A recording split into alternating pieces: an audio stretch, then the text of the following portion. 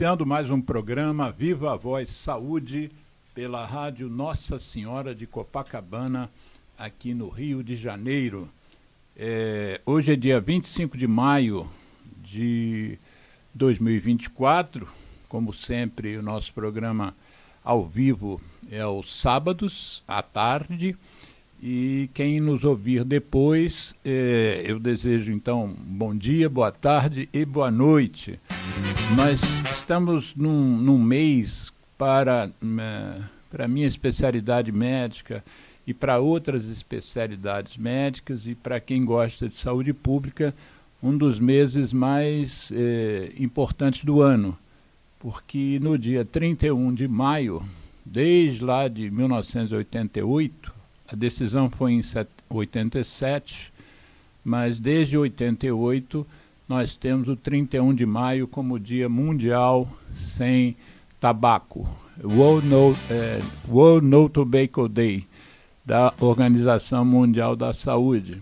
E então isso é uma data marcante, o 31 de maio, e o fato disso ter passado a vigir no final da década de 80. Então, vejam vocês quanto tempo nós já temos de enfrentamento desse que é considerado, e aí eu vou dizer em que momento, o maior problema de saúde pública do planeta.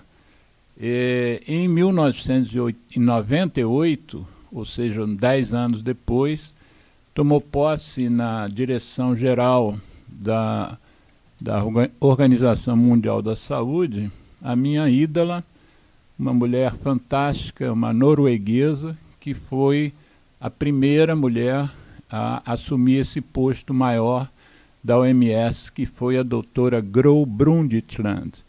Ela, além de ter sido a primeira mulher diretora da OMS, ela foi também a primeira mulher que foi primeira-ministra da Noruega. E ela tem uma relação conosco no Brasil, porque ela participou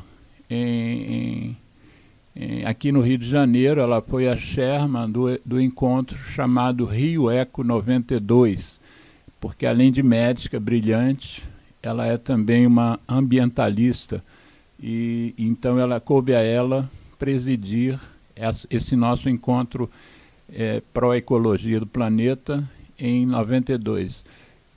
Então, em 98, no discurso de posse da diretora, da doutora Gro, ela elencou o tabagismo como sendo, como viria a ser a maior preocupação da direção dela, e ranqueou o tabagismo aí então como o maior problema de saúde pública do mundo. Então nós já estamos em 2024, e isso então aconteceu há 26 anos. E naquele momento em que ela fez esse discurso, morriam por ano 4 milhões de pessoas no planeta por doenças relacionadas ao tabaco. Hoje, 26 anos depois, nós estamos alcançando 9 milhões de mortes por ano por doenças relacionadas à dependência química e nicotina. Então, o problema não só um problema grave, como é um problema complexo e de solução difícil. Eu me lembro de um outro evento marcante lá para trás, quando o senador americano Bob Kennedy criou em Nova York, o primeiro encontro saúde e tabaco. Foi um encontro em que ele reuniu mais ou menos líderes de 90 países, foi o primeiro encontro assim grande internacional.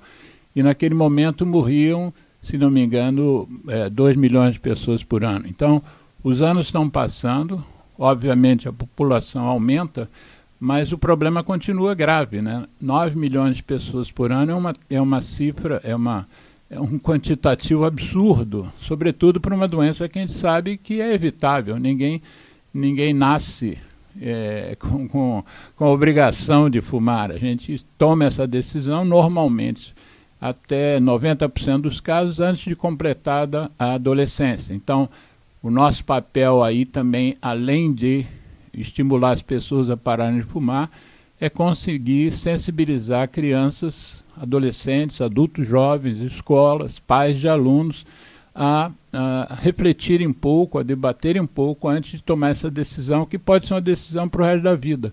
A nicotina é considerada a droga que mais gera dependência dentre todas as substâncias psicoativas que a gente conhece. E isso já não é de hoje que se tem esse conhecimento. E a minha especialidade é pneumologia, mas a minha convidada, professora Elizabeth Alt Parente, que o pessoal chama carinhosamente de Beth Parente. Ela é pediatra, uma pediatra com uma vasta experiência na área, inclusive em gestão de unidades hospitalares, e tem uma dedicação muito, como é que eu vou dizer, quem lida com tabaco normalmente se apaixona pelo tema, né? Então ela tem uma participação grande nessa questão também que nós estamos trazendo hoje, que é o tabagismo. O dia 31 de maio desse ano, para nós, é muito importante, tanto para mim quanto para a convidada, porque a cada ano a OMS tem um mote que diz qual é o tema daquele ano. E como eu me dedico muito à questão da não iniciação, né, a pressão que eu faço sobre as escolas, sobre as coordenadorias pedagógicas, uma pressão que eu faço sobre o Ministério da Educação, que para mim tinha que estar trabalhando junto ao Ministério da Saúde, muito mais que uma mera participação na CONIC, né, na Comissão Nacional de Implementação da Convenção Quadro para o Controle do Tabaco no Brasil, que é a CONIC. O Ministério da Educação tinha que estar à frente, ou não à frente, mas pelo menos ladeando o Ministério da Saúde, porque são dois problemas, são dois ministérios que têm uma ligação direta e, para mim, uma obrigação de estarem trabalhando junto muito mais do que trabalham, ou do que têm trabalhado. E o Dia Mundial desse ano, 2024, é justamente, o mote é justamente protegendo as crianças da interferência da indústria do tabaco. A OMS não colocou meias palavras, ela foi absolutamente direta e objetiva. Nós precisamos, a nível de planeta, nós precisamos proteger milhões, bilhões, diria, de crianças e adolescentes dessa interferência que é considerada a interferência. A gente talvez não tenha erradicado, eliminado pelo menos o tabagismo no planeta, justamente por causa da interferência da indústria, que curiosamente hoje em dia está dizendo que está querendo proteger a população com novos dispositivos eletrônicos. Seria uma piada engraçadíssima se a realidade não fosse outra e tão trágica. Então, no dia 31 de maio, agora, semana que vem, nós o planeta todo estará voltado para essa discussão. E nada melhor para a gente, antecedendo o Dia Mundial, né, que é 31, hoje é 25, nós trazemos aqui alguém tão dedicado a essa questão, tão preocupada, tão motivada.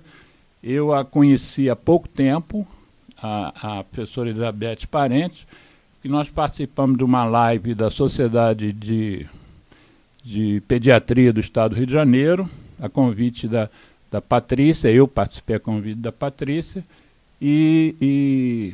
enfim, e aí a gente bateu um papo na live, durante a live, e eu falei, não, eu preciso convidar a professora Elizabeth.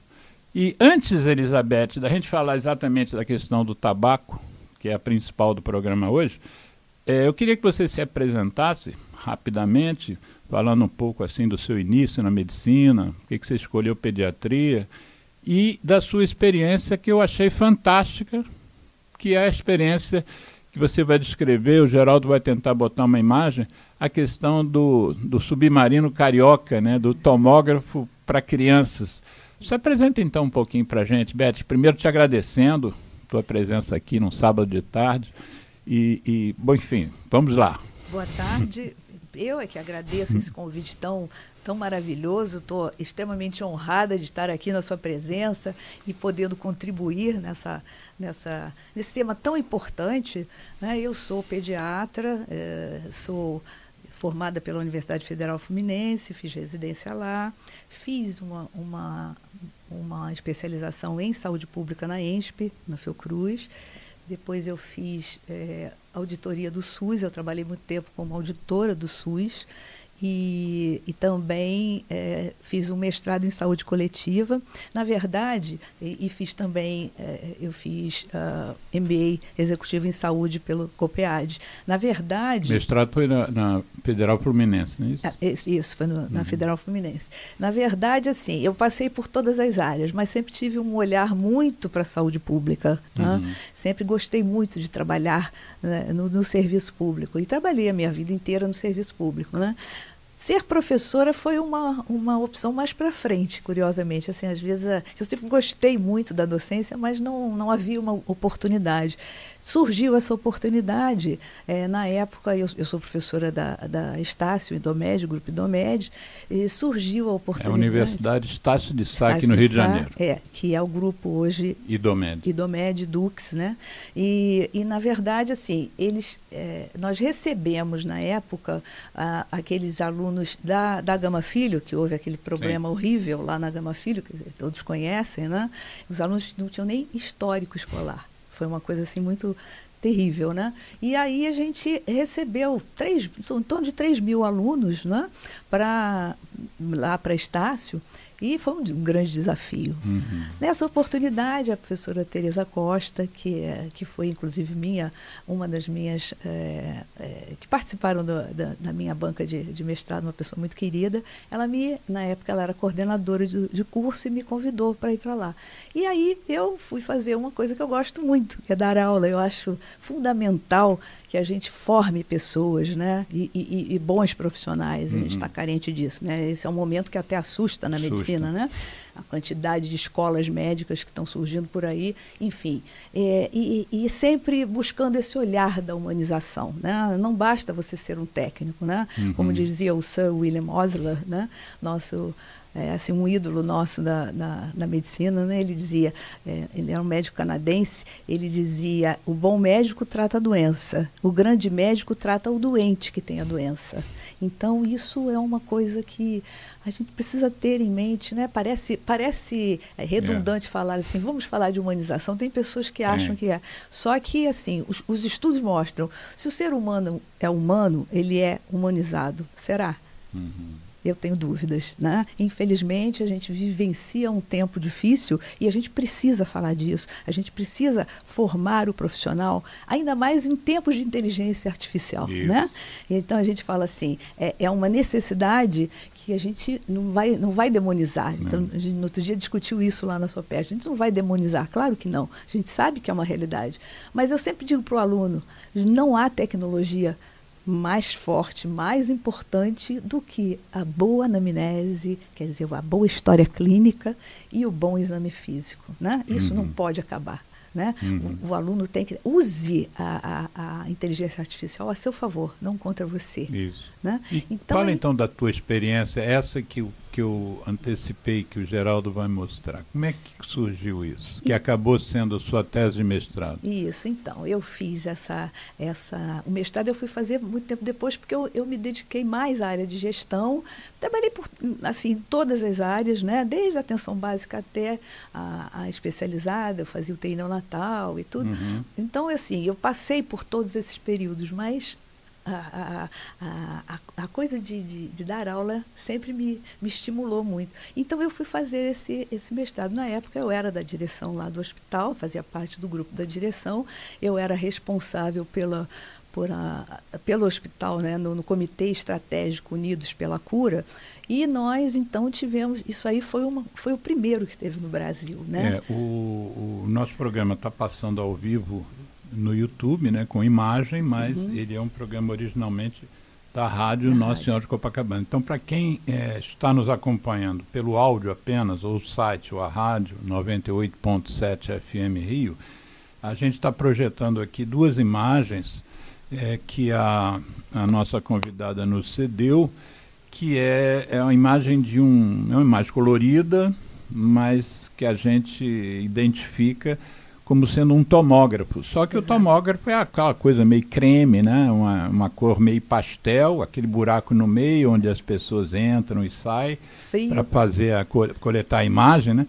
E vocês fizeram uma coisa fantástica. Eu me lembro quando eu vi pela primeira vez a imagem, eu fiquei pensando que as crianças é como se estivessem entrando num túnel para brincar, né? Em vez de ser... Porque tem adultos que têm medo de fazer tomografia, né? De ficar dentro daquele túnel.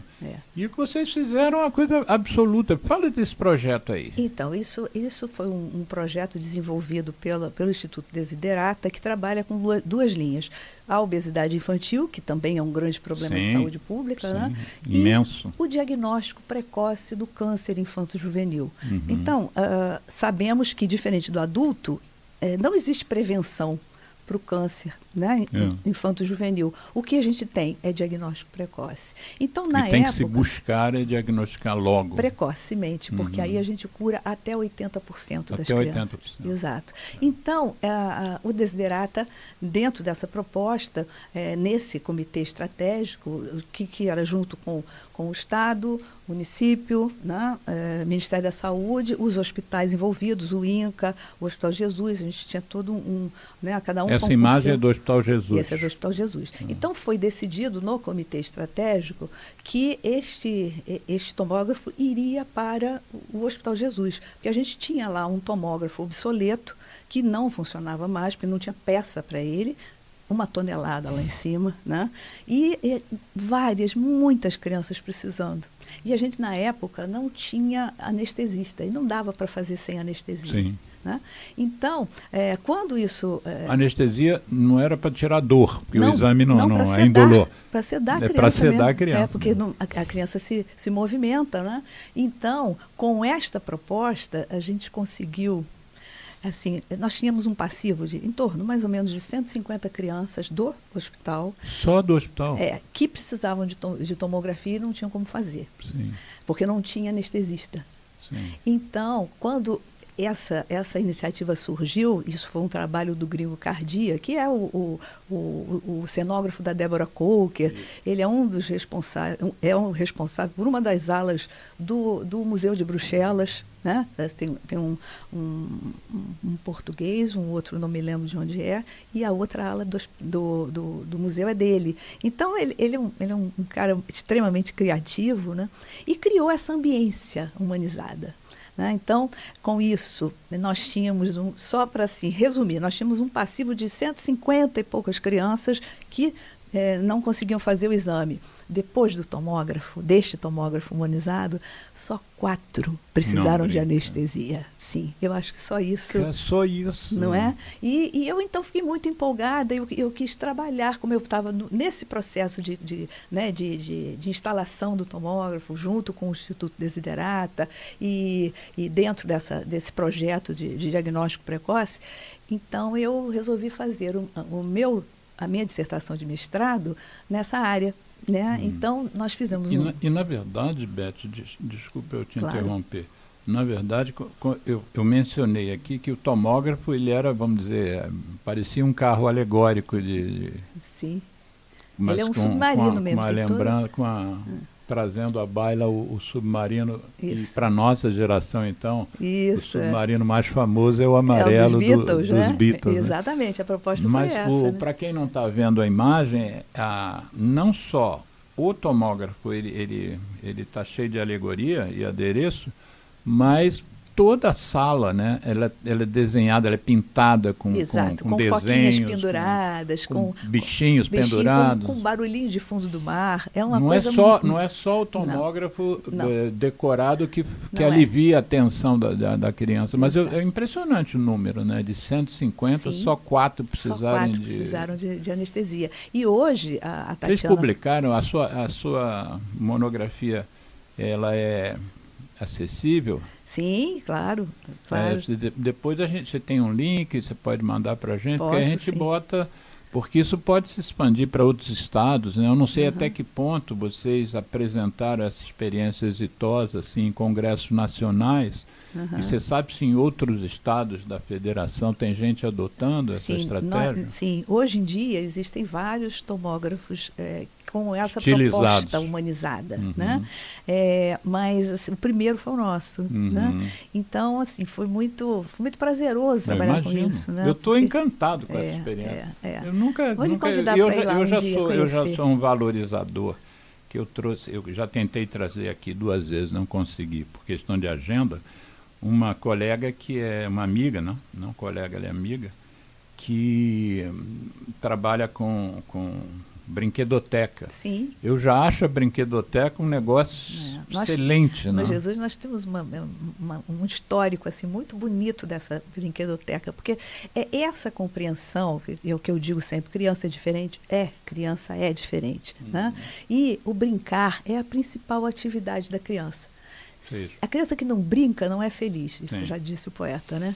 Já disse o poeta, e o Daniel Becker reforça aí sempre que pode também, outro pediatra. Com certeza. Já teve aqui, inclusive, também. Teve, né?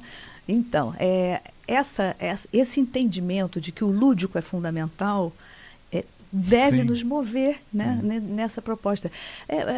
Só para a gente ter uma ideia, esse projeto é um projeto maior. O tomógrafo é uma parte desse projeto do diagnóstico precoce. Nós temos o Aquário Carioca, que tem em 5 unidades, né? Uma delas é no INCA, a outra no Hospital dos Servidores, Lagoa, e tem mais 2, que agora me foge. E, além disso, a gente tem a hospedaria carioca, que é para o adolescente. Isso é para tratamento de câncer. Então, os estudos mostraram, assim, nós temos trabalhos lindos disso. Por exemplo, a criança vai fazer uma quimioterapia e pede à mãe para levá-la para o aquário carioca. O que é o aquário carioca? É exatamente essa ambiência totalmente humanizada, toda nessa linha de fundo do mar, sabe? Que é um projeto grande do gringo, dentro do Instituto Desiderata, para trabalhar essas questões da humanização. Né? Me manda depois, que a gente vai reeditar esse programa e segunda-feira a gente já deve botar o programa reeditado. Perfeito. Se você puder, durante o final de semana, me manda essas imagens, por exemplo, sim, do aquário e tal. Hospedaria carioca é o quê? É para o adolescente. Mas o que é isso, hospedaria é um carioca? ambiente de quimioterapia totalmente voltado para os interesses do adolescente. É muito bacana. Diz um dos interesses do adolescente. A coisa de, por exemplo, as mídias, né? Sim. Mídias, isso, assim, é claro que com todo o cuidado que a gente tem que ter em relação às mídias, mas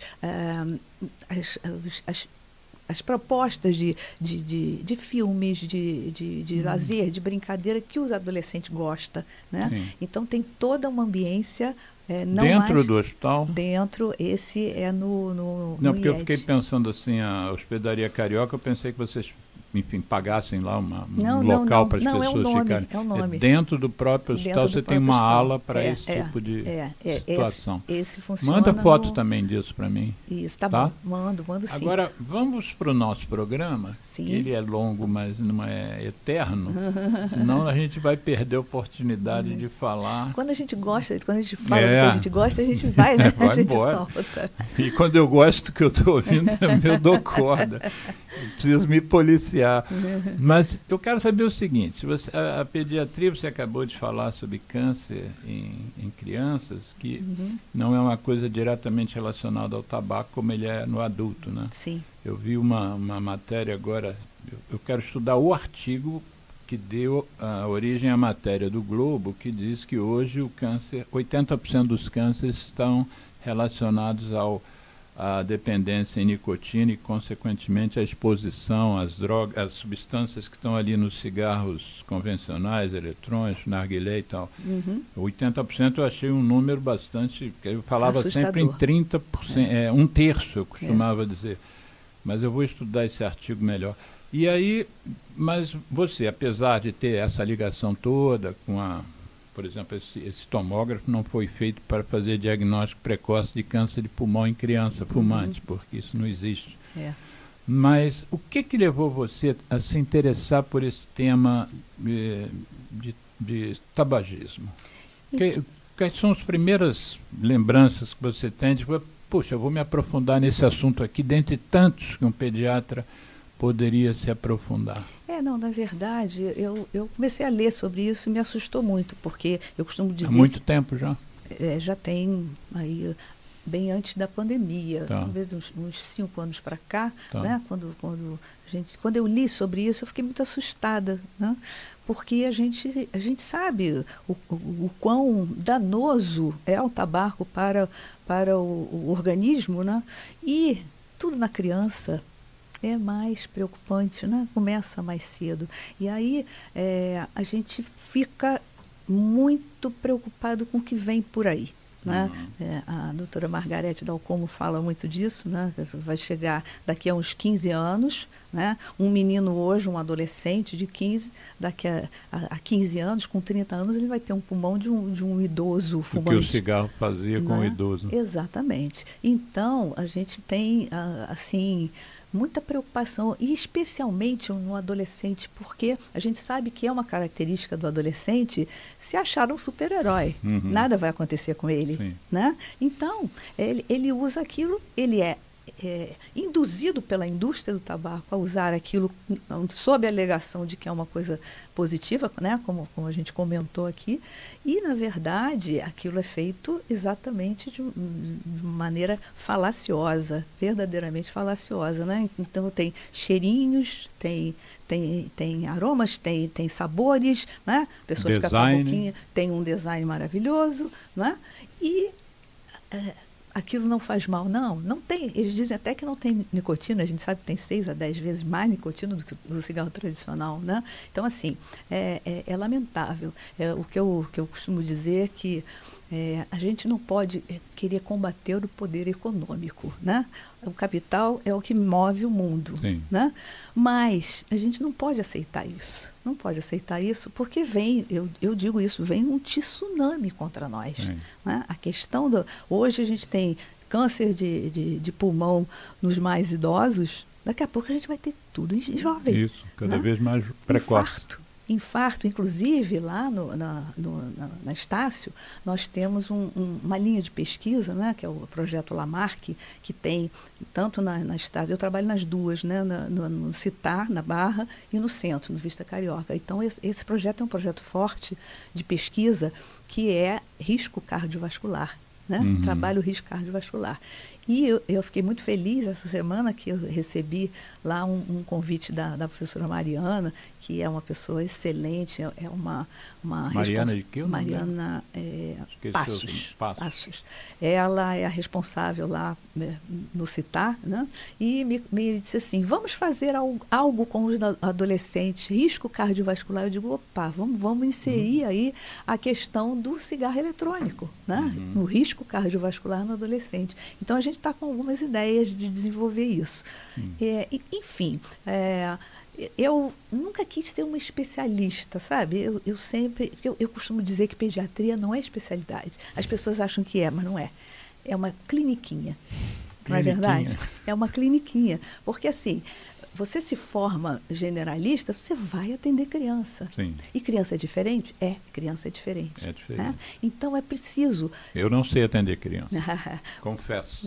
Não sabe sim, duvido que não saiba. Não, teria que aprender, teria que fazer uma residência. Eu não sei, eu lidar com a criança, não sei. Mas hoje... Eu vou me apegar à criança, vou querer que dê injeção porque vai doer. Pois é, mas é o que eu digo, a pediatria, ela tem isso de, assim, eu não sei lhe dizer assim, por que eu escolhi esse tema, como tem outros que eu gosto também, mas eu gosto de discutir sobre os temas que realmente afetam a vida de uma criança, que esse entendimento, de uma forma geral, os gestores não têm.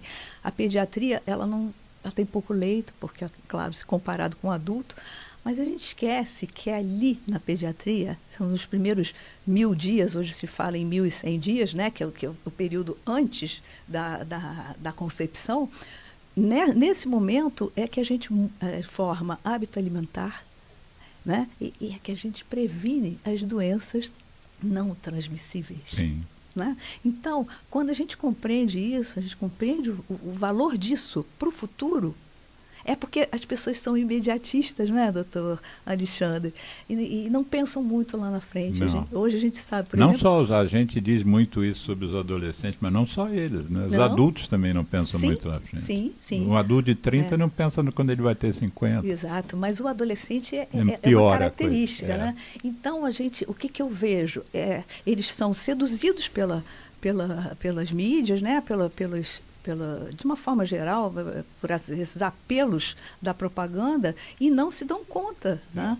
E não vão acreditar, porque isso não acontece comigo, acontece com o outro, comigo não acontece. Eu fiz há muitos anos, eu li um artigo que nunca mais saiu da minha cabeça, um artigo que foi, um artigo assim de extensão, né? Porque ele foi feito na China, a pesquisa foi chinesa, mas os pesquisadores eram de Harvard. Uhum. E eles fizeram uma pesquisa sobre causas da iniciação no tabagismo, no nicotinismo, como eu preciso chamar, de um grupo grande, dezenas de milhares de jovens chineses. Sim. E aí, eu não sei se eu vou me lembrar se não me engano, foram 6 conclusões que eles tiraram. Então, uma das justificativas era numa faixa de adolescentes. Curiosidade, né? Saber o que é isso que tanta gente consome, que meu pai consome, minha mãe, meu avô, meu tio, meu colega, meu professor, as pessoas na rua, meus ídolos, sobretudo ídolos que não sejam da área de esportes, né? Mas cinema, enfim, cantores. Curiosidade. Segundo, imitação. Parece que existe nesse momento da adolescência, né? Um sentimento assim de vou fazer igual. A terceira coisa foi o exemplo dos pais e de irmãos mais velhos. Então, famílias que tinham pais e irmãos mais velhos que eram fumantes levavam a uma iniciação maior do que aquela família que ninguém fumava em casa. Exato. Um outro também muito curioso, eu me lembro na época, assim, eu fiquei chocado, é que quem estudava em escolas boas tinha uma iniciação menor do que quem estudava em escola ruim. E esse dado é um dado assim que é preocupante, porque a gente sabe que existem muitas escolas com muitas dificuldades no Brasil afora. Sim. E a gente sabe também que não há um grande envolvimento, é uma das minhas grandes cobranças enquanto ativista, né? Porque apesar de sou médico, sou ativista. E o ativista, eu me sinto como uma liderança da sociedade civil. E eu não posso ser uma liderança chapa branca, onde eu estou do lado de todas as decisões dos governos e das secretarias e tal, e não exerço porque eu sou amigo de todos, né? Eu sou amigo de todos, sou amigo do secretário de Saúde do Rio de Janeiro hoje, do anterior, do estadual anterior. Se eu não tiver, assim, o direito de criticá-los, né? Isso é ideologia. Exato. Né? E aí uma das minhas críticas, sobretudo porque eu acompanho experiências fora do Brasil, é que o setor educação brasileiro ele está ainda de fraldas em relação a isso, né? O envolvimento das secretarias de educação municipais, estaduais e do próprio Ministério, eu acho que ainda precisa ser cobrado, a gente precisa pressionar. Com certeza. E se eu ver se eu me lembro de alguma outra coisa, mas esse artigo, que eu acho que eu li, deve ter mais ou menos uns 30 anos, esse da China, ele, se a gente for olhar hoje, ele está ali a mesma coisa, porque a gente continua hoje com problemas de escolas que não trabalham esse assunto, com pais ainda fumantes. No Brasil nós temos ainda 20 milhões de fumantes, né? Sim. A Escandinávia, que são 6 países, incluindo a Suécia, que é tão falada em relação a isso, mas eu tenho minhas ressalvas sérias de que sucesso é esse que a Suécia tem adquirido. Sim. Em relação ao combate. A Suécia, a Escandinávia inteira, Finlândia, Noruega, Ilhas Faroe e Groenlândia, tudo ali dá 28 milhões de pessoas. O Uruguai tem 3 milhões de habitantes, 3 milhões de, sei lá, 500 mil. E nós temos 20 milhões de fumantes, né? Portugal tem 10 milhões de habitantes, quer dizer, é como se a gente ainda tivesse no Brasil 2 Portugais, né? É assustador. Aliás, seu nome parente é português? Sim, português. Meu milagre isso também é. Meu avô era o Alt vem da onde? Elizabeth Alt. Vem da antiga Prússia. Eu sempre ouvi como Alemanha, mas já descobri que eu tenho um parentesco lá em Salzburg, sabe? Aquela área ali, que a antiga Prússia era a Áustria e a Alemanha. Salzburg é capital da Áustria hoje? Não, é Viena. Mas Salzburg faz parte da Áustria. Sim, faz. É a terra de Mozart, né? Terra de Mozart, exatamente. Cidade, belíssima. Bom, aí nós estamos... eu queria, inclusive, a sua opinião sobre isso que eu acabei de dizer. Como é que está a educação, o setor educação, como é que você percebe a presença mediana ou baixa do setor educação no enfrentamento das estratégias da indústria? Eu acho que a gente, como o senhor falou, nós estamos de fraldas. Tá ainda muito preocupante. Inclusive, agora recentemente abriu um período de inscrição de projetos de extensão e nós lá no CITAR apresentamos uma proposta. Não sei se vai ser aprovada, eu espero que sim. Mas só para você ter uma ideia, eu tinha o direito de colocar 10 alunos no projeto. Me surgiram 20. E eu fiquei muito feliz com isso. Muito feliz. Né? Porque a gente tem falado muito sobre essa questão do cigarro eletrônico, porque é um problema sério dentro da universidade. Também. Né? Também. As pessoas... vocês não aprenderam na fase de ensino médio fundamental para entrar para a faculdade usando dependentes químicos. Exatamente. Então, assim, isso já foi proibido dentro da universidade, mas no outro dia eu encontrei um aluno fumando no corredor.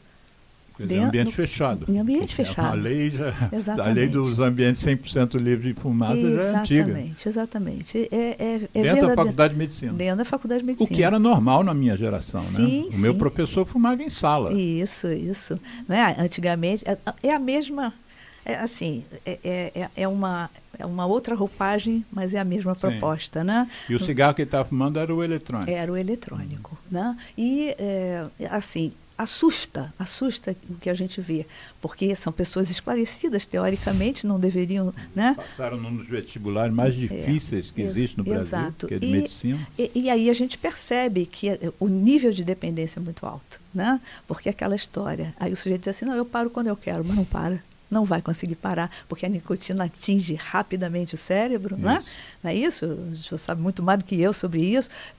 25% entra lá, né? E em 20 segundos já estimula a área, né, de recompensa do cérebro.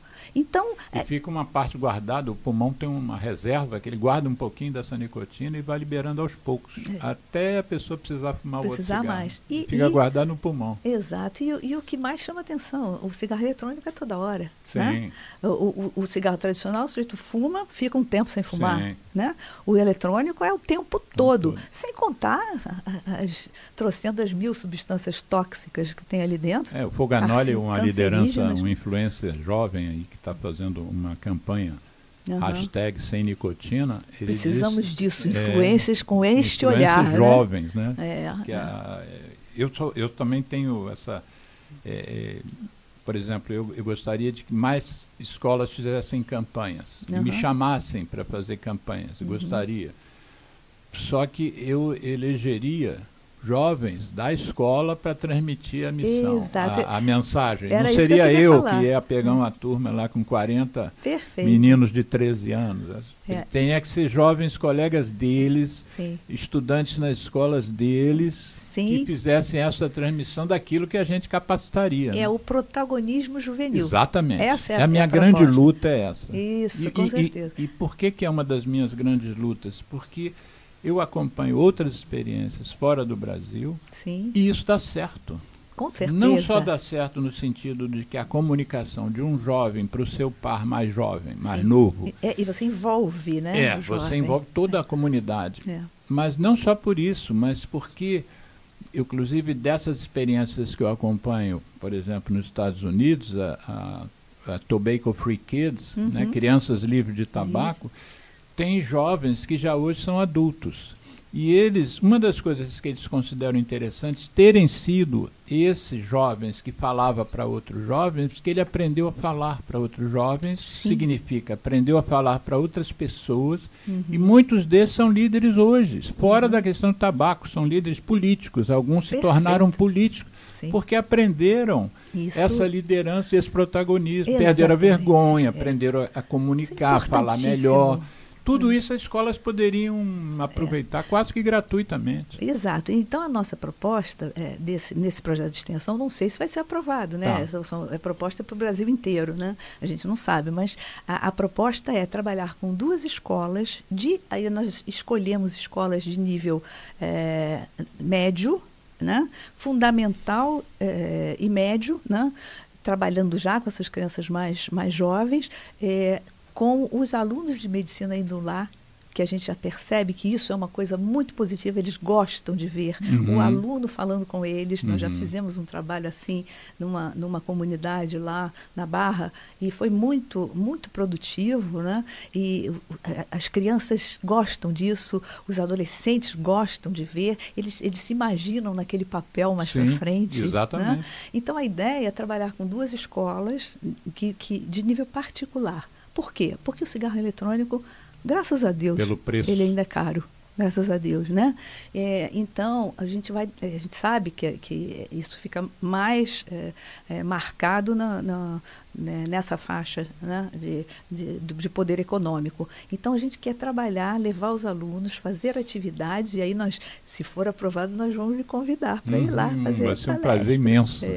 E eu acho que... Diz quanto é que tem que pagar para participar disso. Imagina! Então, mas é isso, né?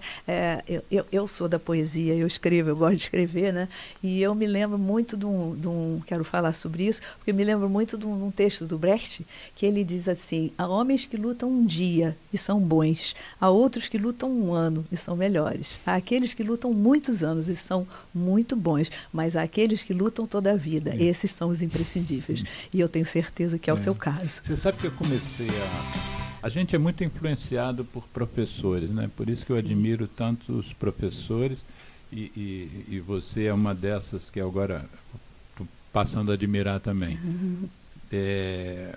Eu fui influenciado por um professor gaúcho chamado Mário Rigato.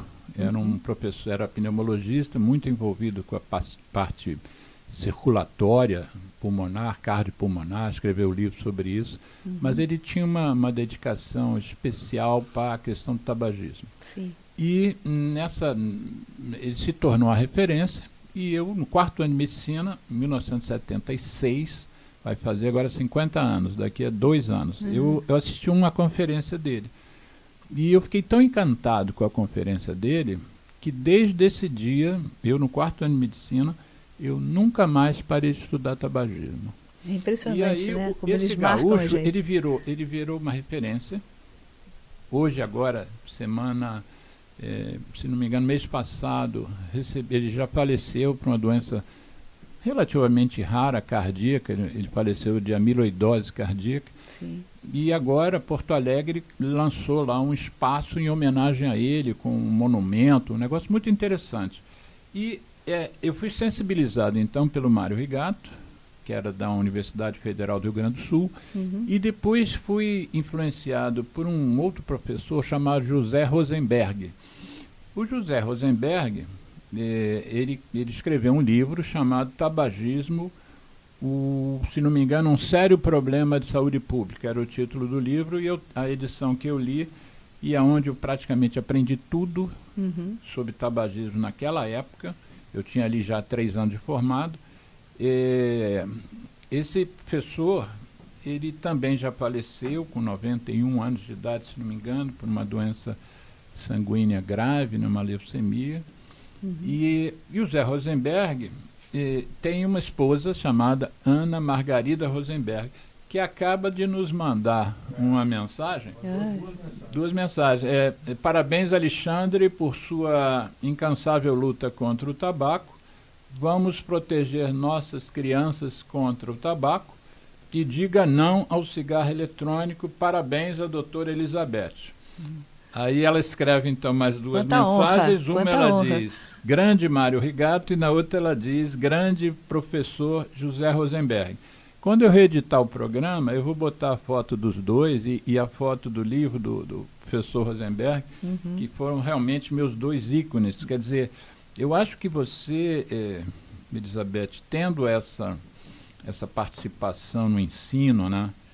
O papel de vocês nas universidades eu acho tão importante. Eu sou um professor universitário frustrado, né? Eu tive essa expectativa no momento da minha vida, que eu fui para a França e eu fiz minha especialização lá. Sim. E supostamente, quando eu voltasse, eu teria um espaço na universidade que o professor titular era o professor Newton Bethlem. Quer dizer, eu fui bem influenciado, né? Sim, a minha formação teve belas influências. Trabalhei muitos anos no PAN Newton Bethlem. PAN Newton Bethlem, na Praça Seca. Na Praça Seca. Eu trabalhava em Curicica, 36 em Curicica. Sim. De vez em quando a gente recebia pacientes lá do PAN. Era o Jorge Luiz, um dos pneumologistas, esteve aqui inclusive falando sobre tuberculose resistente. Sim. Mas aí a Ana está me corrigindo aqui que o Rosenberg faleceu com 96 anos. Poxa, que beleza.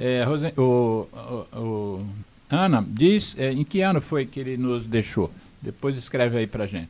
Mas esse projeto de extensão, sim, eu tenho uma certa preocupação, porque a indústria impôs um tema. A indústria impôs o cigarro eletrônico. A gente está correndo atrás de uma imposição, de uma pressão exercida pela indústria. Sim. Ela está ditando o que a gente tem que falar, de uma certa maneira.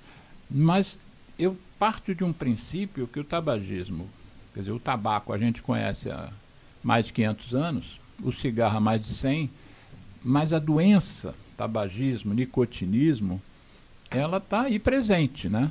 Atual, como sempre esteve. Sim. E talvez seja precoce ainda a gente achar que o grande objetivo nosso é impedir o cigarro eletrônico. Porque o André Sclo, que é um pesquisador do INCA, meu amigo, fez um artigo relativamente recente, com os dados da PENSE, não sei se também do IBGE, sim, em que ele diz que o consumo de tabaco, independente do cigarro eletrônico, entre crianças está aumentando. Sim, então, quando você falou que vocês vão pegar as escolas privadas para nesse projeto, abre um espaçozinho para trabalhar uma escola que seja pública, para falar sobre o tabagismo como um todo. A ideia é essa, a gente não sabe nem se o projeto vai ser aprovado, né? Mas se for aprovado, a ideia é fazer uma extensão para o público também. Legal. A ideia era começar com isso, porque a gente sabe que o maior problema é exatamente no privado por conta do preço. Isso, né? Isso. Então, nós pensamos muito, discutimos, eu e os alunos, né? O que a gente vai escolher em termos de escola? E a gente achou que era melhor trabalhar primeiro com esse núcleo, né? E depois, então... E a gente precisa divulgar. Eu estava pensando em como criar um canal assim de comunicação, que as pessoas se comunicassem comigo para divulgar as experiências exitosas. Porque quando eu digo assim, o setor de educação não está envolvido, eu estou sendo até provavelmente leviano, porque devem ter aqui no Brasil várias experiências que estão dando certo, né? Devem ter doutores Alexandre Milagres por lá. Professores, né? Professores. Eu gostaria que os professores se envolvessem. Eu fiz uma charge, eu fiz um cartoon, eu tenho 2 cartunistas, um aqui da Turquia e um da Turquia, de Istambul, e outro do Brasil, que é o Eliu. O da Turquia é o Camil Yavuz. Depois eu te mando uns cartões para você conhecer o trabalho deles. Tem uns que eu encomendo. Eu falo, faz um desenho assim, assim, assim. Aí até quando ele assina o nome dele, Eliu e Milagres também, como se eu fosse também o autor. Eu fiz uma visita a um colégio que meus filhos estudavam, aqui no Rio de Janeiro, chamado Santo Agostinho. No Leblon, né? Nós moramos no Leblon. E eu fui ao colégio, visitar o colégio e me oferecer para fazer uma campanha. Eu não acredito muito em ir lá fazer uma palestra e nunca mais aparecer. Isso, né? Não funciona, né? Não é? Aí, por que eu fui lá? Porque eu sabia, pelos meus filhos, que lá não tinha nada, nenhum tipo de informação, um dos colégios mais caros do Rio de Janeiro. É o start que precisa ser dado. Eu tive que trabalhar no SAMU sábado para ajudar no orçamento para pagar o colégio dele. E depois a PUC, também eles foram para a PUC. Perfeito. SAMU, alguns anos, e Central de Regulação, outros para poder, porque o dinheiro do Ministério da Saúde não era compatível. É verdade. Aí eu naquela época não tinha, como é que eu vou dizer, não tinha rede social, né? Então o que eu fazia? Eu pegava a notícia de jornal, recortava, fazia cópia na papelaria de um amigo, me dava desconto, aí eu fazia assim 200 cópias daquela matéria. E eu saía pelas ruas do Leblon panfletando a matéria.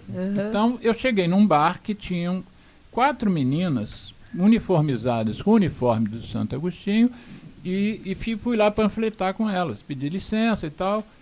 E elas estavam bebendo suco, alguma coisa assim. E aí eu perguntei, vem cá, lá na escola de vocês tem meninos fumando? Elas deviam ter 13 anos, por aí, 14. Aí elas ficaram fazendo contas uma com as outras, né? Lucinha, não sei o que, Pedrinho, todo aquele jeitinho de jovem. De adolescente. Resumindo, 10% dos alunos, quer dizer, em uma turma de 40, 4 fumavam. Isso é assustador, né? Não é? Aí eu chego no diretor da escola, do Santo Agostinho, me ofereci, ele disse que isso não é um problema da nossa escola. Quer dizer, os alunos deles estavam com o mesmo percentual de fumantes dos adultos brasileiros, meninos de 14 anos, e ele não tinha percebido que aquilo era um problema. Aí eu fiz uma chave, eu pedi o meu cartunista, fez uma chave. Você viu a chave? Vi, sim. E aí fui eu falar com a direção e botei os meninos fumando do lado de fora do muro. Né? Sim, exato. Você estava me contando uma história você tem um filho professor lá na Irlanda, né? E aí você estava contando, conta a história aqui. Eu vi muito isso lá, né? E as pessoas na rua, todos fumam. E ele já me falou que viu professores fumando no campus, o cigarro eletrônico. Né? Então, assim, é uma situação bastante preocupante. Você disse que lá fuma-se muito ainda. Muito. Agora os dispositivos eletrônicos. Eu fiquei assustada quando eu estive lá. Assim, meninos de 12, 13 anos, todos, não é maneira de falar, mas muitos com bebida alcoólica e cigarro eletrônico na mão. Na rua. E lá, sim, você compra o que quiser a qualquer hora, porque é liberado, né? Então, quiser que você diz, são cigarros eletrônicos dos mais variados tipos. Dos mais variados, todos. Lojas específicas para vender cigarro exatamente, eletrônico. Então, assim, isso é o que... Porque o que eu acho curioso é que utilizam aquele olhar da maconha, né? Não, porque pelo menos se normalizar, se regularizar, né, essa coisa institucional, você vai saber o que tem dentro. Ora, isso é uma falácia em relação ao cigarro eletrônico, porque não tem nada que possa ser benéfico à saúde ali dentro. Então, não importa o que os caras vão colocar ali dentro. Qualquer coisa que coloquem será danosa. Sim. Não é? Então, essa ideia de que não vamos regularizar, isso não existe. Isso não pode existir. Isso só aumenta o nosso tsunami. Então, vamos fazer um intervalo. Qual é a música que você vai botar aí, Geraldo? Eu trago a música. Oh, meu Deus, Tony Garrido e o outro menino, Vange Souza. Eu trago a música no sentido de não tragar fumaça, traga a música. A música, perfeito. Bota aí. Aliás, teve um músico que teve o pulmão perfurado, né? ZY1 201, Associação Comunitária Nossa Senhora de Copacabana, 98,7 FM, a onda que chega ao seu coração. Rua Hilário de Gouveia, número 36, 9º andar, Copacabana, Rio de Janeiro.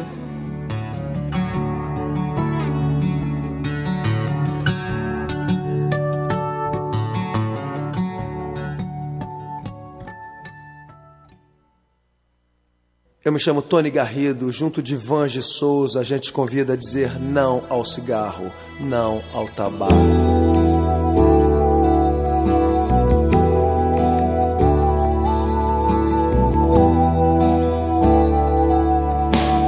Em meio ao caos da fumaça, de tantos fogos e chaminés, somado ao ar já pesado, cigarros, charutos e narguilés. Efeito estufa é feito por cada um mais um contra, já são dois a favor. A favor do ar mais saudável, apague o cigarro, acenda o amor. Eu trago a música, soa bem ao meu e ao seu ouvido. Eu trago a música, é o que temos sempre oferecido. Eu trago a música, respiramos melhor o planeta e nós. Eu trago a música, mundo sem tabaco, levante a sua voz.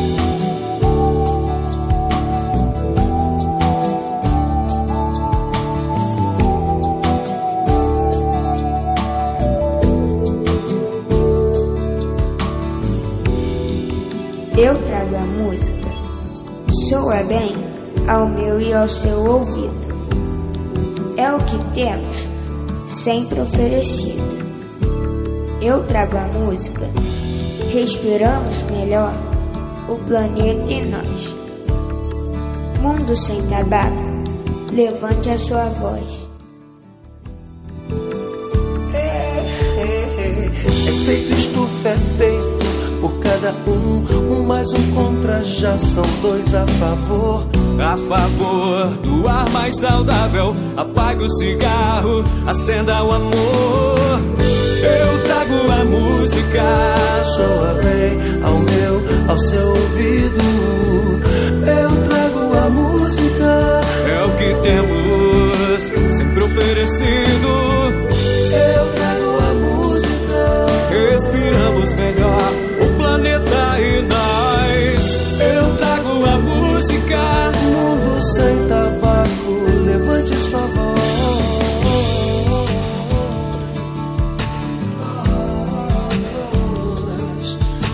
Levante a sua voz, levante a sua voz. Eu trago a música, respiramos melhor o planeta e nós. Eu trago a música, mundo sem tabaco, levante a sua voz. Eu me chamo Vange Souza, junto de Tony Garrido, a gente te convidou a dizer não ao cigarro, não ao tabaco.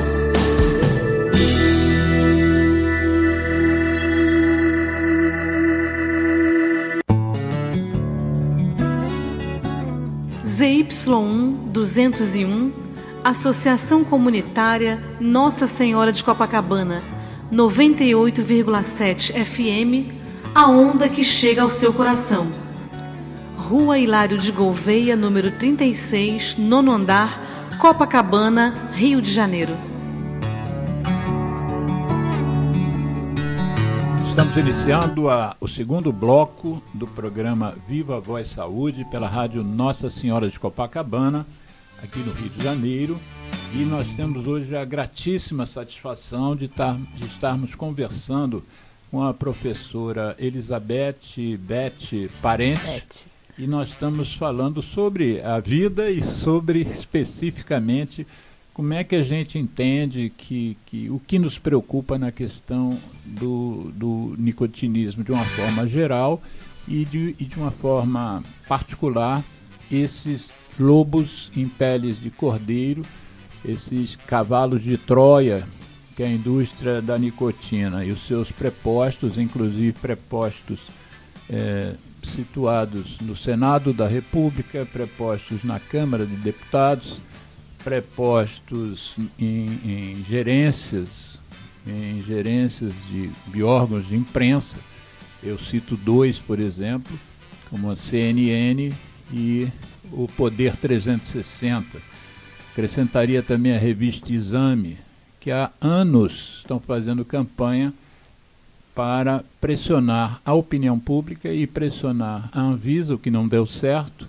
A Anvisa já reiterou a sua decisão de 2009 com a RDC 46. Ela reiterou agora, nesse mês que passou, que é a RDC 855, portanto, de 2024, que mantém no Brasil proibidos comércio, importação, venda, distribuição, propaganda e transporte de dispositivos eletrônicos para fumar em todo o território nacional. A senadora Soraya Tronic, que as pessoas levianamente estão chamando de senadora Eletronic, de tanto que ela está em feito pressão baseado em justificativas absolutamente plausíveis para quem não tem conhecimento do assunto. Então, por exemplo, a senadora diz que se liberar o cigarro eletrônico no Brasil, vai diminuir o contrabando, o que é uma falácia, porque os cigarros convencionais são liberados do Brasil e o contrabando está em torno de 20% a 30%. Então, a liberação de um produto não impede, de um produto legal não impede o produto ilegal, ao contrário, vai fazer com que o produto ilegal fique mais acessível às pessoas com menos renda, porque eles vão precisar baixar o preço para competir com o mercado legal. A outra falácia que é muito usada pela senadora, que é de deixar a gente pasmo, né? Ela é dizer que nós precisamos saber o que tem dentro dos dispositivos que estão sendo comercializados no Brasil. Os cigarros convencionais, que também estão, já disse, liberados há 100 anos, ninguém sabe o que tem dentro. A verdade é que nós temos 7.000 substâncias químicas dentro desses cigarros convencionais, 7.000. Então, o que adianta a população saber que tem nicotina, que tem isso, que tem aquilo, tem monóxido de carbono, e as outras, sei lá, 6.995 substâncias? O que a população sabe sobre elas? O que nós, cientistas, sabemos sobre a combinação de duas dessas substâncias, dessas 7.000, junto com um outro líquidozinho que eles põem para ter sabor de morango? Eu estou falando cigarro convencional, sabor de melancia. Esse aditivo que foi colocado pode reagir com um outro componente da fumaça e se tornar uma substância cancerígena.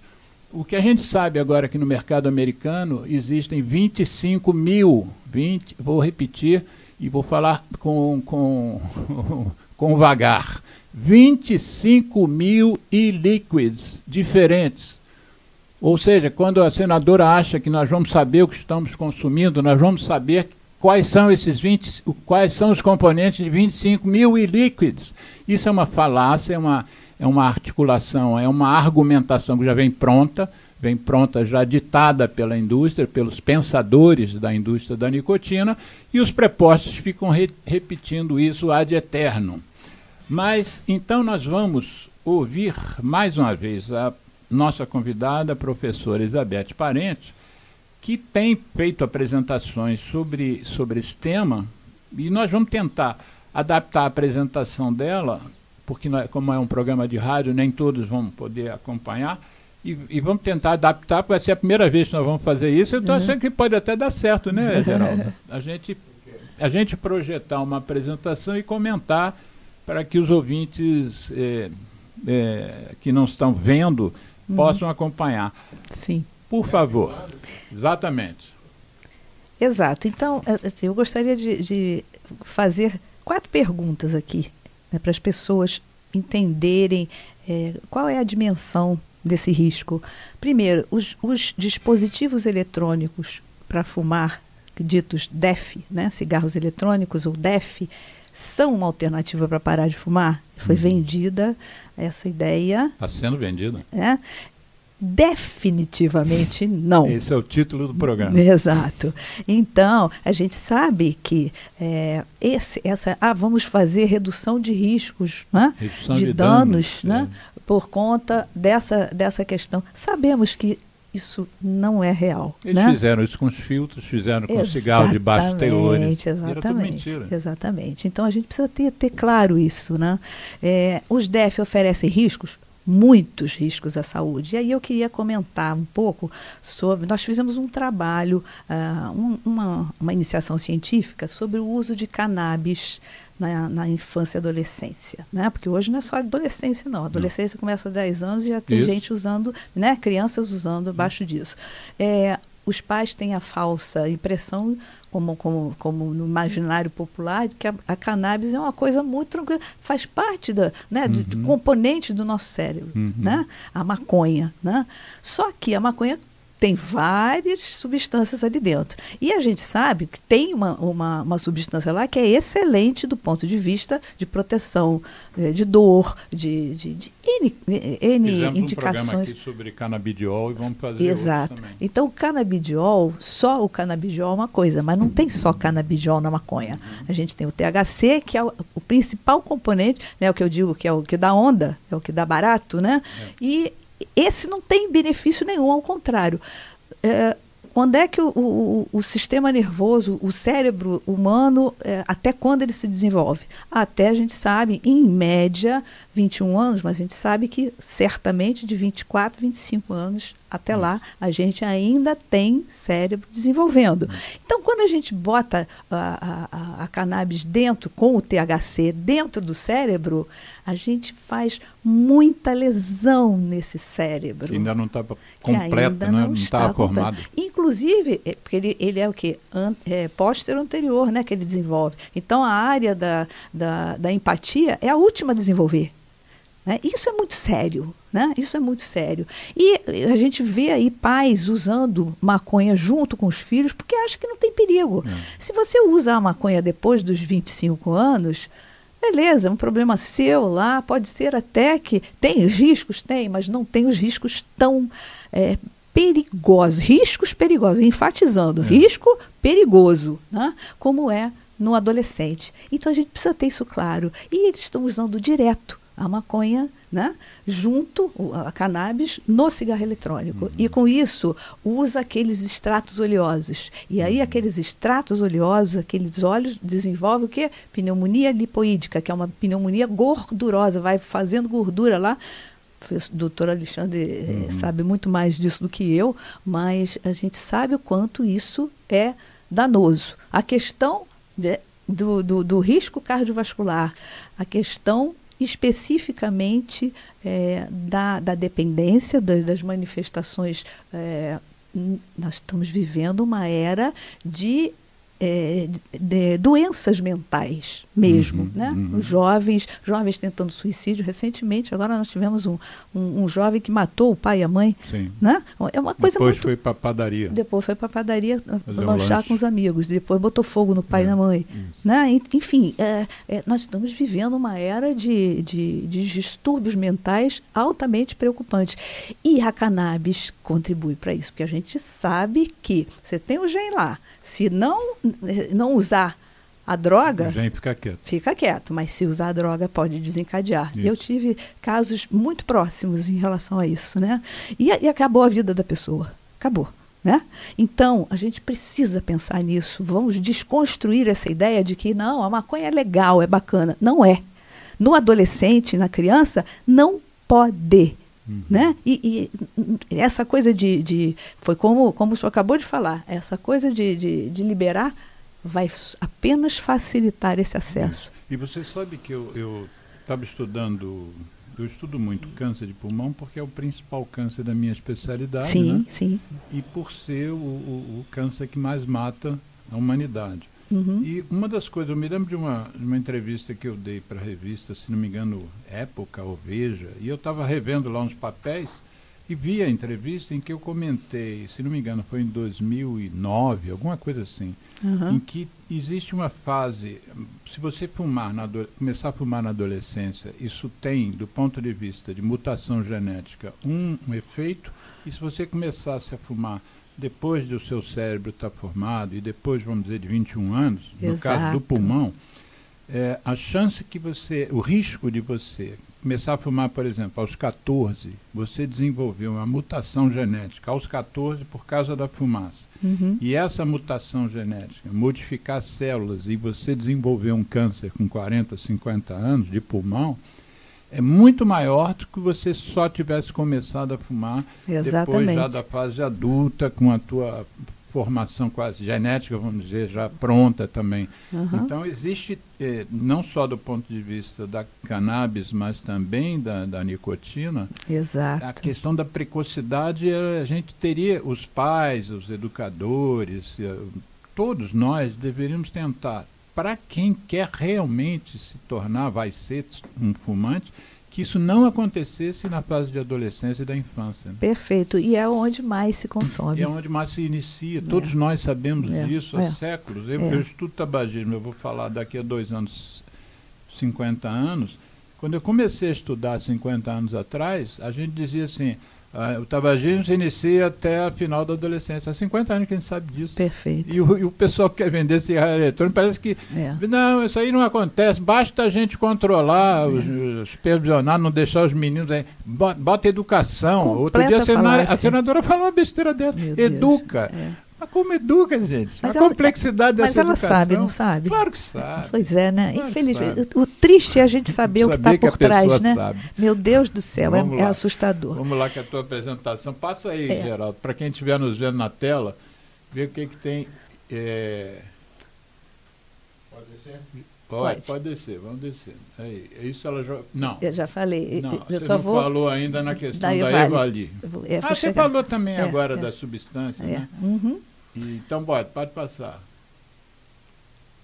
Isso, deixa aí. Esse nós já comentamos, mas assim, só para chamar a atenção que 1 milhão dessas quase 9 milhões de pessoas que morrem de... 1.300.000, os últimos números. Olha só. Vítimas de tabagismo passivo. E as crianças também são vítimas. Isso. Né? Então a gente tem que chamar a atenção para isso. Então, assim, é não total. Não tem essa de, não, vamos contemporizar. Não vamos, não tem como. Você sabe que a gente, em cima desse tema que você está trazendo, a gente costuma dizer que o tabagismo é uma doença pediátrica.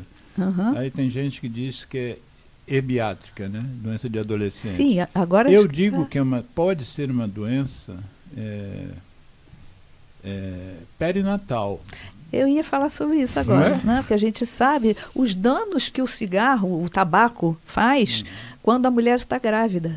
Né? Hoje a gente sabe, por exemplo, o risco de nascerem pequenos para a idade gestacional com todas as complicações, inclusive de obesidade na vida adulta. Isso. Inclusive, né, por mais absurdo que pareça, o bebê nasce pequeno, nasce magrinho, nasce cheio de riscos, né, para outras doenças, e na vida adulta aumenta a chance de obesidade, que é outro nosso grande problema. Eu nunca tinha feito essa correlação, que interessante. É muito interessante, né?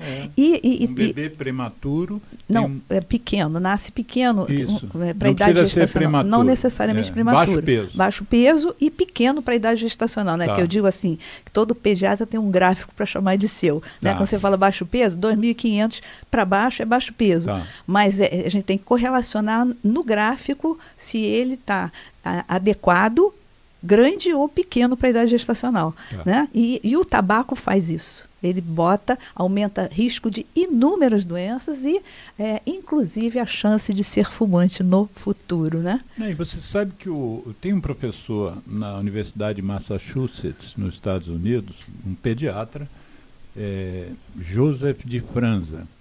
Ele tem umas publicações muito interessantes sobre iniciação. Né? Então, ele diz que, hoje em dia, pelos estudos genéticos, se uma pessoa tem a genética de ser fumante, ele não precisa se enquadrar como na minha época, que você dizia que, lá, década de 70, que um fumante ele seria fumante se fumasse 100 cigarros. A partir de 100 cigarros, ele vai se tornar fumante. Esse professor, o de Franza, ele disse que se a pessoa tiver aqueles genes da nicotina, um cigarro pode ser o suficiente. Pronto. E aí o que eu penso, assim, não sou neonatologista nem pediatra, mas se uma mãe fuma durante a gestação, ela tá quantitativo de nicotina durante esses meses todos estão impregnando o cérebro daquela criança. A criança, se tiver esse nível de dependência genética, A criança já vai nascer fumante e sem poder dizer para as pessoas, me dê um cigarrinho aí, né? Igual aquela música. Né? E ela vai chorar, vai berrar, vai espernear, porque ela queria era cigarro e ninguém dá mais. Depois cortou o cordão umbilical, não chega mais aquela quantidade. Exatamente. Dá abstinência? Dá. Isso. Né? Quem disse que não dá? Dá também. Uma das maiores que existe. Exatamente. Por que não vai dar no neonatal? Exatamente. E a mesma coisa é o álcool, né? Isso. Hoje é álcool zero, porque a gente sabe o risco que o álcool traz. E o tabaco. Síndrome fetal alcoólica. Hoje é um transtorno do espectro alcoólico fetal. Exatamente. Eu vou botar você num grupo, se você permitir. Claro. Um grupo de gente que é o grupo da SAF. Sim. Então tem neurologistas, pediatras. Nós fizemos aqui já um programa sobre a síndrome do espectro fetal alcoólico. Isso, exatamente. Fizemos um programa, vou te passar o link e vou te botar no grupo, porque eles discutem muito essa questão. Eu estou tentando entrar com a nicotina também na cabeça deles, no sentido que também tem que se preocupar. Né? O planejamento familiar tem que falar nisso, que não pode deixar os pais fumarem, nem fumante passivo, nem o marido, nem o pai, vamos dizer. Exatamente. Pode fumar na frente de uma grávida. Né? Exatamente, Mas vamos lá, se você ensinar, eu vou te atrapalhar na tua apresentação. Não, imagina. Ao contrário, eu estou aqui aprendendo muito. Né? Então, assim, chamar atenção, né? Essa falsa percepção de que não são maléficos, eles são muito mais prejudiciais e a gente precisa ter isso claro, né? E já falamos bastante disso, mas assim, só para a gente reforçar aqui, considera-se uma verdadeira epidemia o uso desses dispositivos entre os jovens, né? Onde é liberado, então? Exatamente, onde é liberado, então, e eu fiquei assustada com o que eu vi lá fora, né? Pode passar, por favor. Esses são os tipos, né? Já estamos na quarta geração, já para a quinta, né? Caminhando para a quinta. O dispositivo tem se modificado desde lá de trás. E o interessante do dispositivo é que o dispositivo que emplacou mesmo em 2001 foi daquele chinês Hongli, né? Sim. E o chinês, em parte, pensou nisso, porque o pai dele estava com câncer de pulmão, e em parte porque ele também era fumante. E o que aconteceu? O pai dele morreu de câncer de pulmão, não parou de fumar, usando o dispositivo que ele tinha criado. E ele próprio é um usuário dual. O próprio Hongli, ele fuma cigarro eletrônico que ele teve, criou e vendeu por 75 milhões a patente. 75 milhões de dólares a patente daquele primeiro isso é desesperador, né? E ele continua fumando cigarro convencional e eletrônico. E a indústria com essa falácia. Cara que criou o cigarro eletrônico continua usando cigarro convencional. Exato. E ao contrário, jovens que nunca usaram, começaram a usar e depois passaram a usar o tradicional também. Eu tenho depoimentos que eu edito, vou te mandar também, para você passar para os seus alunos. Eu tenho depoimentos de meninos de campanhas lá americanas e meninos que falam, eu não iria fumar nunca um cigarro convencional porque eu tinha nojo do cigarro convencional. E agora acabou o problema. Nós já tínhamos ganho essa geração. Essa geração não ia mais ser fumante. Mas agora tem melancia com abóbora, tem tangerina. Exatamente. É assustador. É assustador. Vamos lá. Pode passar. Esse é um estudo, né, mostrando lá, 18 a 24 anos, olha lá. Já experimentaram 19,38%. Esse já é um estudo mais antigo, 2019. Agora deve estar pior. Depois da pandemia deve ter piorado muito isso. Né? E 7,36% usam atualmente. Não, mas resume o que esse gráfico está querendo dizer. Depois a gente vai botar na edição.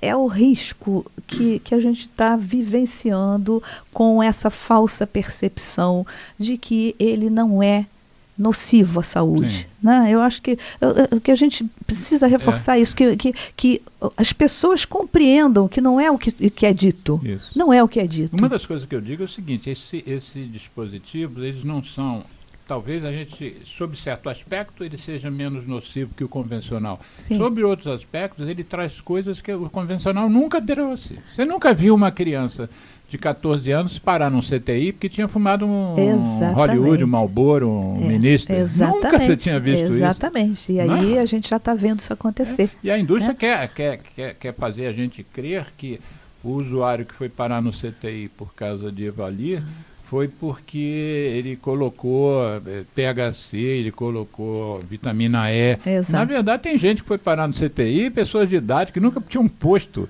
THC nem vitamina E, foram pela própria... Eu me lembro, um brasileiro, um patologista brasileiro, analisou brônquios de pulmões que tiveram que ser retirados, e o que ele viu lá foram queimaduras dos brônquios e dos bronquíolos, né, de menor calibre. Sim. Queimadura como ele já tinha visto em pessoas que morreram num incêndio. Perfeito. Se você fuma aquela fumaça quente, química, né, com os produtos de um incêndio, exatamente. Ele diz que o aspecto lá da lâmina destrói. era o mesmo. Isso mesmo, é isso mesmo. Eu tirei as coisas, né, em relação à patologia, porque não era para uma plateia de médicos, né? Mas é isso, é exatamente isso, né? Pode seguir, por favor. Eu acho que é importante. Olha lá, Geraldo. Pula aí. Ah lá. A imagem é muito boa, hein? Só fumaça aquela imagem ali. Não é? Assim, a percepção dos riscos por parte dos jovens é baixa e o profissional de saúde tem papel fundamental nesta reversão desse quadro. Isso. Né? Eu acho que isso é o que... Mas é engraçado que é sobretudo um profissional de saúde do seu nicho, né? Sim, porque, na pediatria exemplo, e a biatria. Eu não recebo, por mais que eu entenda de cigarro, eu não recebo crianças de 13 anos. Então eu não tenho como aconselhá-las, não tenho. Esse é um público que vocês é que atendem. O pediatra tem que atuar, né? Tem que atuar. Já atuam, né? Nós temos bons nomes na pediatria, a própria Patrícia que eu citei, a Kátia Machado, Analice, o Clêmax, né? A Analice Parente. Analice Parente é o que sua? Eu digo assim, nós somos parentes, mas não somos parentes. Não brinca, são duas pediatras com sobrenome Parente que não são parentes. Mas é uma queridíssima. Ela esteve na nossa live. Foi. Isso aí. Então, pode seguir, por favor. Né? Então, produtos alternativos de fumaça são fabricados pela mesma indústria que produz o cigarro convencional. Então, só aí a gente tem que parar para pensar, né? Vamos pensar.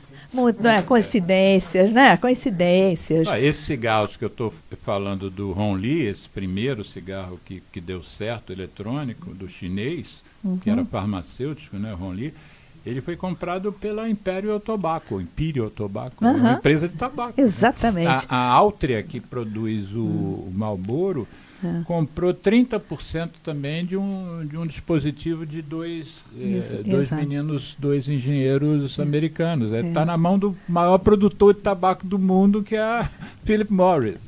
E isso não é gratuito. Aí eu pergunto aos defensores, você não tem vergonha de se ligar a uma indústria que no país sede, nos Estados Unidos? Eu confesso que eu teria. Nos Estados Unidos, onde a Philip Morris tem a sua matriz, o cigarro mais vendido no mundo, estão sendo processados como criminosos. Criminosos. E aqui eles estão dizendo que querem proteger a humanidade. Exatamente. Com o dispositivo eletrônico. Não, assim, é horrível. É horrível a gente perceber isso, né? Então, veja, o dispositivo, o sujeito fuma aquilo o dia inteiro, né? E com muito mais nicotina. Então, corresponde a muito mais cigarros tradicionais. Eu mencionei o Foganoli, que é um influencer jovem, mas eu acho que eu não falei o final da história. Ele diz que começou a fazer essa campanha quando ele foi dormir com um colega, um parceiro, no mesmo quarto, e o parceiro falou, cara, no dia seguinte, no café da manhã, falou, cara, você acordou 3 vezes para fumar um cigarro eletrônico. Ele falou, eu acordei, ele não percebeu que tinha acordado 3 vezes. Como é que pode, né? Ele dormia de novo, quase com um sonambulismo. Exato. Ele não lembrava no dia seguinte. E os riscos, né? Porque houve um caso aqui no Rio de Janeiro, numa universidade, em que o aluno estava fumando cigarro eletrônico dentro do banheiro, o cigarro explodiu e pegou fogo no banheiro. Está nesse nível a coisa, né? Numa universidade, né? Numa universidade. Vamos seguir. Então, olha lá, chama a atenção que da abstinência, olha lá, 25% da nicotina chega ao cérebro rapidamente, em 15 segundos, e dá essa sensação, eu já falei, né? Dá essa sensação de recompensa e faz abstinência. Então, é dependência, sim. E eles utilizam, não é isso, doutora? O uso de com nicotina tratada com ácido benzoico, né? Que são sais de nicotina com concentrações de até 10 vezes mais do que o convencional. E hoje já se sabe que são mais de 5 sais de nicotina diferentes. Olha só. Né? E olha lá, sintomas de abstinência: tontura, dor de cabeça, tremores, irritabilidade, dificuldade de concentração, fissura, né? Alterações de sono. Isso para o adolescente é fundamental. A criança e o adolescente precisam ter mais tempo de sono, porque o cérebro está em desenvolvimento. Isso, né? Exatamente. Agressividade, isso tudo tem que fazer a gente pensar, né? Compreender o risco que a gente está. Tem 2 livros recentes, que eu talvez não saiba precisar os nomes, mas são 2 livros relativamente recentes que falam sobre dopamina, né? Uhum. Porque todos esses sinais de abstinência que você mostra aqui nessa apresentação são consequências da queda de neurotransmissores. Exatamente. Dopamina, serotonina, acetilcolina, noradrenalina. Perfeito. Então nós nos habituamos, estamos tristes, nós que eu digo os fumantes, estamos tristes, vamos fumar mais. E aí aumenta a dopamina, a gente fica mais alegre e tal. É isso. Quando você para de usar a droga, por isso que é tão difícil cessar com o tabagismo, é difícil, mas é possível, o SUS oferece tratamento gratuito, medicação, equipes. E as respostas são muito boas, né? As respostas são boas, mas quando você cessa com esse uso, por isso que se diz que só 5% de pessoas conseguem parar de fumar sem ajuda. Esses números que já foram 3%, agora estão falando em 5%. É porque não é fácil mesmo, né? Se a pessoa pudesse evitar, as pessoas talvez que fossem começar a fumar deviam até perguntar a alguém mais velho que tentou: vem cá, como é que é isso? É fácil de parar mesmo, como meus amigos dizem, que é só querer parar? E aprender muito, né? Porque Exato. Eu me lembro de pessoas que usavam oxigênio em casa e que tomavam banho com o cigarro aceso no beiral do chuveiro ali, no meio do banho o sujeito... É surreal, mas acontece. Mas é real, né? É um poder incrível que a nicotina tem de manter escravo, né? Isso. Então vamos lá. Então, aí eu queria chamar a atenção assim, para doenças respiratórias graves, né? Evali, eu falo Evali, mas mas é um nome que a gente trouxe, o nome é inglês, é uma sigla, né? Uma sigla eu falo de um jeito, você fala de outro, mas isso não é da nossa língua, né? Exato. Eu escolhi falar Evali também, nem sei porquê. Isso. E a doença pulmonar obstrutiva crônica, que é aquela do fumante mesmo, que a gente vai ver cada vez mais recente, mais cedo, né? No jovem, por conta do uso por todas as questões que a gente falou, do uso dos DEF, né? E essa pneumonia lipóide ou lipoídica, que é esse acúmulo de gordura que entra, e que aí que eu chamei a atenção, porque eles usam aqueles óleos de maconha, né? E aí aquilo entra lá como mais um risco, né? Aumenta o infarto, numerosas... Aumenta o infarto, certamente os estudos vão mostrar que aumenta derrame cerebral também. Exato, infarto inclusive no cérebro, né? Infarto no coração e no cérebro. Então, que é coisa que a gente vê pouco na pediatria, né? Vamos começar a ver, né? E já estamos, né, vendo. E uso de outras substâncias que tem lá dentro que são altamente nocivas, como níquel, chumbo, cromo, que fazem muito mal à saúde do usuário. Fazem até males que nós não sabemos. Exatamente. Né? Ainda não tem tempo suficiente. Exatamente, é isso, né? A questão do THC, que eu já falei, né? Para a gente chamar a atenção também, que eles usam e compartilham. Então, aumenta o risco de tuberculose, transmissão de herpes, transmissão de HIV, transmissão de várias substâncias, várias doenças, né, por conta do uso do cigarro eletrônico, ou DEF. Pode seguir, por favor. Então é só chamar essa imagem, eu acho que ela é muito... Né? A imagem que está aparecendo aqui é uma cidade, um vilarejo e uma grande onda. E aí tsunami, uma grande onda que vai, aparentemente pela foto, ela está prestes a invadir, destruir essa quase cidade. o Rio Grande do Sul. Exatamente. Pode seguir. Bonita então, aquela imagem. Né? O que é Evali? O Evali é lesão pulmonar associada ao uso do cigarro eletrônico. Ela foi descrita em 2019 me corrija se eu estiver errado, né? É uma doença respiratória aguda ou subaguda que pode ser grave e potencialmente fatal. E o mais curioso é que a indústria quer vender o cigarro eletrônico como um dispositivo de redução de danos. Pois é, exatamente. Foi criada uma doença que não existia na nomenclatura médica. Exatamente. Por causa da do redução tal de danos. redutor de danos, né? Então, assim, é surreal. É patético. É patético, né? Então, vamos lá. Então, só para... Isso aí é uma coisa mais médica, mas assim, a gente não sabe direito ainda, né, sobre isso. Pode ir adiante.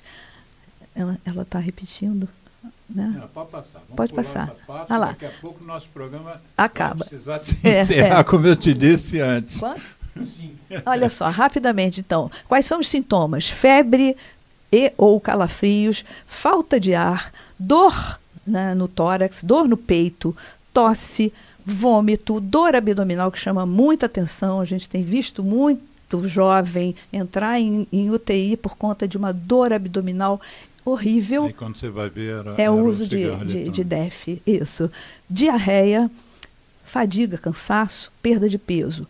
Pode seguir essa daí, não vou entrar em detalhes não, isso aí é uma imagem de tomografia, pode ir, pode seguir. Tá. É uma imagem de tomografia com várias lesões bilaterais, né? Eu gostaria de só de mostrar 2 casinhos clínicos, né? Eu fiz 1 minuto cada um. Rapidamente. Pode seguir. Não, esse foi o caso do bancário, né, que saiu com o pulmão perfurado, parece que fez um pneumotórax, né? E a coisa está muito séria. O músico que explodiu dentro de casa. Em cima do sofá. Isso, pode seguir. Eu acho que eu tirei os casos. Essa imagem é muito boa, né? Um revólver na cabeça, né? E tem uma charge que eu gostei muito também, pode seguir. Não, esse é o caso. É um adolescente de 17 anos que foi... é porque eu já tinha feito uma resumida aqui. Ela foi atendida pelo médico em 2021, em plena pandemia, e tinha lá tosse e dor de cabeça. Foi realizado o teste para Covid e foi negativo. 2 dias ela apresentou cansaço, dor de cabeça e foi hospitalizada. Na tomografia... tinha uma imagem muito sugestiva de Covid. E aí ela teve alta, né? Ela melhorou, teve alta, e aí durante esse retorno dela, perguntaram sobre o uso de cigarro eletrônico, e ela tinha feito uso há menos de 3 semanas, né? Do cigarro eletrônico, que foi fechado o diagnóstico, como a gente falou lá, por uma boa história clínica, que o médico tem que pensar hoje em dia. Pode seguir. Naquele momento da Covid, deve ter passado muito batido, porque as emergências lotadas, as anamneses não podiam ser de tanta qualidade. Exato. Mas o que chama a atenção é que as imagens são muito sugestivas da doença. Então, a gente está no meio de uma epidemia, a gente vai pensar na doença. Claro. Né? E é Covid. Tem que prestar atenção, porque... Se falar em Covid, eu faço um acompanhamento desde 2020 da mortalidade por Covid no mundo e por tabaco no mundo. Sim. Você sabe que a Covid está estacionando desde 2020. Uhum. Né? Agora é o 5º ano. Está estacionada em 7 milhões de mortes, chegou agora há pouco. E nesse mesmo período o tabaco matou 36 milhões de pessoas. Mas a gente compreende, né? Por isso que a doutora Brundtland disse que é o maior problema de saúde pública do mundo. Exato. Mas a gente matou compreende, quase, né? sei lá, 5 vezes o que a Covid matou. E a ciência atuou com a vacina, com a descoberta de novas tecnologias. Fumante, não é? Mas nós ainda vamos chegar lá. Mas a gente tem o contrário, tem uma indústria trabalhando contra. O outro caso pode seguir. É porque o outro caso era só para mostrar que esse paciente, pode seguir, esse aí já falamos. Esse adolescente era um adolescente obeso, que já tinha um fator de risco ser obeso, de 16 anos, que usava cigarro eletrônico com maconha junto, né, com cannabis. E aí evoluiu de uma forma grave, foi para o CTI, e felizmente esse caso aí, ele recuperou, mas ele ficou vários dias internado no CTI. Né? Então ele recuperou e teve alta, e foi feito um trabalho muito profundo com uma equipe multidisciplinar para que ele deixasse de fumar. Felizmente, pode seguir. Esse rapaz deixou de fumar e ficou bem, mas a gente já teve casos de óbitos, né, por conta disso. Então, só chamar a atenção aqui, é o trabalho do professor João Paulo Loturfo, lá da USP. Doutor Bartô. Doutor Bartô, ele né? É fantástico. É sensacional. Sensacional. Vou mandar esse programa nosso para ele. Exato. Ele já convidamos ele para participar lá no nosso GT de Ligas, e foi sobre o cigarro eletrônico, foi maravilhoso. Ele que banca, né? Ele gasta dinheiro com esses panfletos. Exato. Tudo o bolso dele. E tem uns professores, um deles é o Hernani, lá da Escola de Aplicação da USP, que faz um trabalho sensacional também. Deixa eu só acrescentar que nós realmente já estamos acabando, né? Vou só acrescentar a sua apresentação dos casos. Eu tenho editado muitos vídeos, né, americanos, aí eu ponho legenda. Eu tenho vídeo de um rapaz que fez um transplante bipulmonar. Um menino de 17 anos teve que tirar os dois pulmões. Né? E tem outros vídeos que eu tenho feito também com pais. Eu queria deixar essa mensagem aos pais, porque eu cobrei um pouco do setor educação, mas parte do que os pais podem fazer é, dentro do ambiente escolar, criarem grupos de pais que estudem esse assunto, que se preocupem com esse assunto e que pressionem as coordenações pedagógicas, os diretores das escolas, para que a escola faça. Eu acho que a pressão dos pais também pode ser decisiva. E essa é uma ideia, quando a gente vai trabalhar com essas duas escolas lá, é já começar a fomentar isso, esse encontro de pais. Eu vou te mandar uns links de uns grupos, se puder você se inscreva, tem no Facebook, por exemplo, que são parents, vape parents, coisas assim. Eu estou inserido, acho que uns 3 grupos americanos, grupos de pais envolvidos, aconselhados, porque uma das coisas que chama atenção é que os pais não estão sabendo como lidar com isso. Exatamente. Eu acho que os médicos também não estão, porque a dependência no cigarro eletrônico, no sal de nicotina, é uma coisa nova para nós médicos, com experiência em tratar fumantes como eu. Isso. Mas imagina as doses que você vai ter que dar... Nunca lidou com isso. Exatamente. Né? Beth, eu queria te agradecer muitíssimo. Acho que na próxima, em breve, você volta aqui para a gente, seu projeto passar, e aí você contar como é que foi essa experiência, como é que está sendo para os seus alunos e para os alunos que vão receber a orientação. Perfeito. Queremos saber de tudo com ele, porque é tudo que eu acredito. E tudo que eu cobro que haja mais, né? Mais experiências assim nesse sentido. Acho que foi muito legal. Vamos divulgar seu livro. Pena que você não trouxe para a gente mostrar o Submarino Carioca. Carioca, isso. Aquele submarino amarelo. O Geraldo está mostrando já. Mas você tem uns vídeos, eu vou também editar esses vídeos, você me manda. Vou mandar tudo. Isso nós não passamos aqui, são vídeos dos ambientes humanizados da sua unidade, né? Isso. Que é muito bonito. Eu nunca tinha visto um negócio tão bonito assim. Não, vou lhe convidar para ir lá conhecer. Eu faço questão. Imagina uma criança entrando aqui para fazer uma tomografia. Eu até brinquei, né, Geraldo, com a Beth, que vai ter criança que vai pedir para mim, faz uma tomografia. E isso está acontecendo, realmente. Isso. Eu queria só agradecer, que é um prazer enorme de estar aqui. Foi nosso, meu e do Geraldo. Imagina, de ter sido convidada para isso. Contem sempre comigo e assim, só... gratidão mesmo por essa oportunidade. Então, a gratidão é mútua. Aliás, eu trouxe aqui um oncologista que está estudando felicidade. Sim. E ele disse que tem 2 coisas importantes para você chegar ao que significaria a felicidade. A primeira é um propósito na vida. Sim. Tem que ter um propósito. E o segundo tem que ser grato. É isso. A nível de eu perguntar a ele assim, mas eu não tenho nada para agradecer hoje, mas você não está sentado? Então agradeça a quem fez a cadeira. Nesse nível que você pode ser grato. Então vou sugerir um filme que eu acabei de ver no cinema, Vidas Perfeitas. Dias Perfeitos. É um filme japonês que trata exatamente dessa questão. Um filme emocionante, de uma sensibilidade incrível. Ainda fecha o programa com uma dica de cinema. Fica a dica. Aí eu sou uma cinéfila de carteirinha. Depois dá outras dicas pra gente. Tá bom. Dias Perfeitos. Por enquanto está no cinema. Tá sim. E trata de qual aspecto mais? Da felicidade, da gratidão e do propósito? As 3 coisas, na verdade. Especialmente essa gratidão e a crença de que dias simples, rotinas, podem ser dias perfeitos. Olha, sensacional. Simplicidade é tudo. É tudo, né? Aliás, eu digo que a humildade é o alicerce da sabedoria. Tá. Né? Se alguém quiser entrar em contato com você, sim, seria o quê? Depois eu ponho na edição. Tá, o que seria? Tá. Pode ser pelo e-mail, pode ser... O que você achar melhor. E-mail. Diga rapidinho Elisa o e-mail. com Z. Elisa. Com Z. L. T. Parente. Tatu? Tudo junto. Elisaute Parente. Elisa, tá. Elisaute Parente. Final Parente. @yahoo.com.br. Elisaute Parente.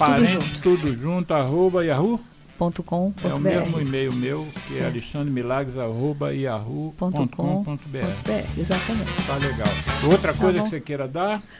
Não, só... Instagram, qual é o seu Insta? O Instagram é Elisaute Parente também. Elisaute Parente. Isso, tudo junto. Isso. Tá bom. O Facebook eu boto depois que eu tenho. É Elizabeth Parente. @Elisaute Parente. Isso. Obrigado. Isso aí. Eu é que agradeço muito. Geraldo, obrigado. Ouvintes, bom final de semana.